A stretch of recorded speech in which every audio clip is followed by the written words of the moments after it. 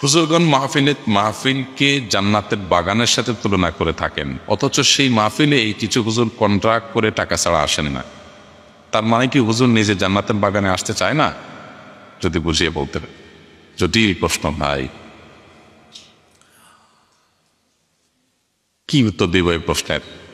কোন হুজুর মাহফিলকে জান্নাতের বাগান বলতেছেন, আবার উনি টাকা ছাড়া জান্নাতের বাগানে যাবেন না।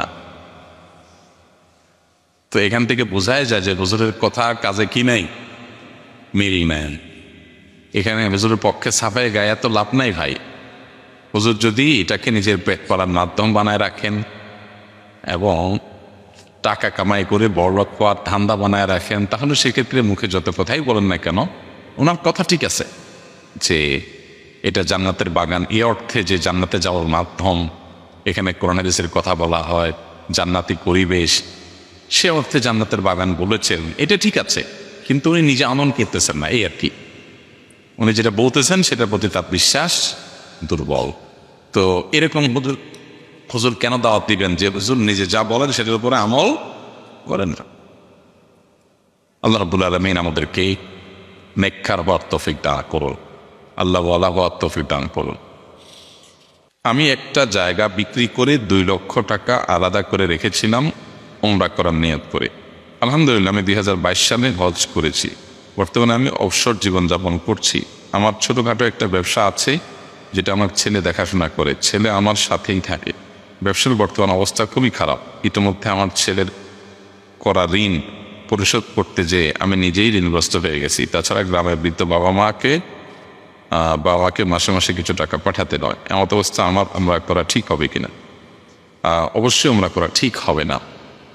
যদি আপনার ঋণ থাকে, ব্যবসায়িক ঋণ থাকে, আপনার বাবা মার প্রতি কর্তব্য পালন করার মতো টাকা টানাটানি থাকে, তাহলে আপনি এই অবস্থায় উমরা করতে যাবেন না।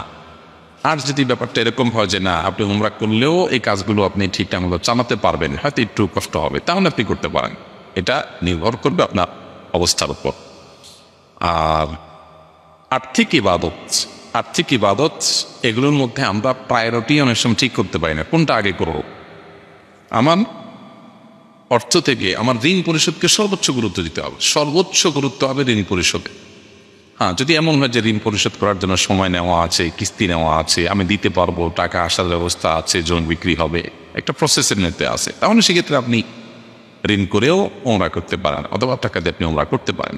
বাট কোনো উপায় নেই, ঋণটাকে আল্লাহর উপরে ছেড়ে দিয়ে যে আল্লাহ ভরসা একটা ব্যবস্থা হবে, আপনি গেছেন উমরা করতে, না, এটা সঠিক না।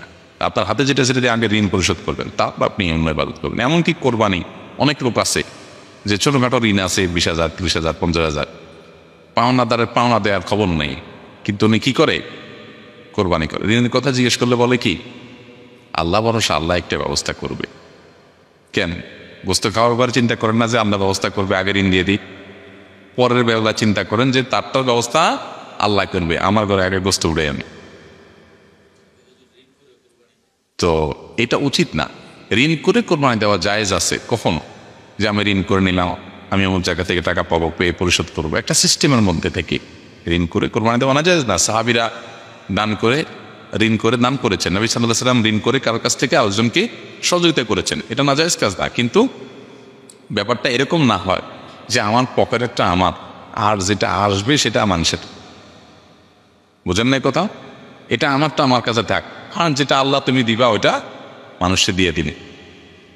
তো এইগুলা নিজের সাথে নিজের প্রতারণা করার স্বামী, মানুষের হকটা আগে আদায় করতে হবে, সে মানসিকতা থাকতে হবে। কোনো ব্যবস্থা থাকলে ডেফিনেটলি আপনি ঋণ করে কোরবানি করতে পারেন।